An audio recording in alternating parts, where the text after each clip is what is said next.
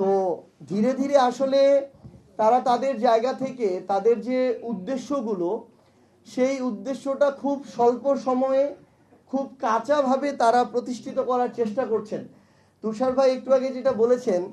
BNP খুব দ্রুত আওয়ামী লীগ হওয়ার চেষ্টা করছে, কিন্তু এই বিষয়ে আসলে তাদের সামর্থ্য, ক্যাপাবিলিটি, কোয়ালিটি কোনোটাই আওয়ামী লীগের কাছাকাছি নাই, এবং তাদের আওয়ামী লীগের সমান ধৈর্যও নাই। নাহলে 5 বছরের জন্য নির্বাচিত একটা সরকার অন্তত 5 মাস তো অপেক্ষা করবে, নিজেদেরকে তো গুছিয়ে নিবে, তারপর তারা তাদের হয়তো এই অ্যাকশনগুলোতে যেতে পারে। কিন্তু তারা 2 মাস যেতে না যেতে এগুলো শুরু করেছে। এবং আমরা আমাদের জায়গা থেকে দেখলাম যে আমাদের প্রতিমন্ত্রী, স্থানীয় সরকারের প্রতিমন্ত্রী, যাকে আমাদের মাননীয় প্রধানমন্ত্রী জনাব তারেক রহমানের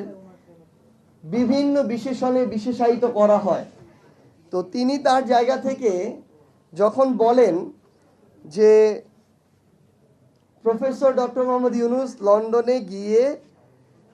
নির্বাচনের যে ট্রফি, জুলাইয়ের যে ট্রফি, সেটা জনাব তারেক রহমানকে দিয়ে নির্বাচনের তারিখ নিয়ে এসেছেন। তো আমরা যে নির্বাচন পরবর্তী সময়ে কিছু আশঙ্কা প্রকাশ করছিলাম, নির্বাচন ইঞ্জিনিয়ারিংয়ের ডিপ স্টেট, কিংবা একটু আগে ম্যাম বললেন যে দেশের এবং দেশের বাইরের কিছু অংশের প্রভাবে তাদের মন মতো করে সরকার গড়ার এবং ওই মেজরিটি দেওয়ার, এটা সম্ভবত আমাদের প্রতিমন্ত্রী সাহেব মানে নিজেদের মধ্যকার একটা আলাপ আলোচনা ভেবে তিনি মুখ ফুসকে বলে ফেলেছেন, যেটা সোশ্যাল মিডিয়া একটু ভিন্নভাবে প্রকাশ করা হচ্ছিল, যে জুলাই যোদ্ধা এবং শহীদ পরিবারের সাথে জুলাইয়ের নেতৃত্ব দানকারীদের বাকবিতণ্ডা। তো পরক্ষণে ওই ভিডিওটা যখন আসে, তো আমরা বুঝতে পারি যে বিএনপির চিন্তা ভাবনা এবং চেষ্টাটা এখন এতটাই অপচেষ্টার দিকে গিয়েছে যে বিএনপি পন্থী কিছু সিলেক্টিভ জুলাই যোদ্ধাকে আমন্ত্রণ জানিয়ে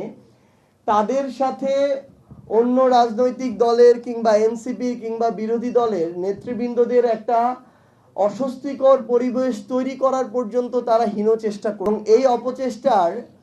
একটা ডকুমেন্টও ভিডিও আকারে পরবর্তীতে সামনে এসেছে। আমাদের কয়েকজন জুলাই যোদ্ধা ভাই সেখানে বলছিলেন যে আমরা বিএনপির জুলাই যোদ্ধা দেখে আমরা ঠিক মতো আমাদের সুযোগ সুবিধাগুলো পাইনি। তো এর মধ্য দিয়ে আরেকটা জিনিস আবার এসেছে,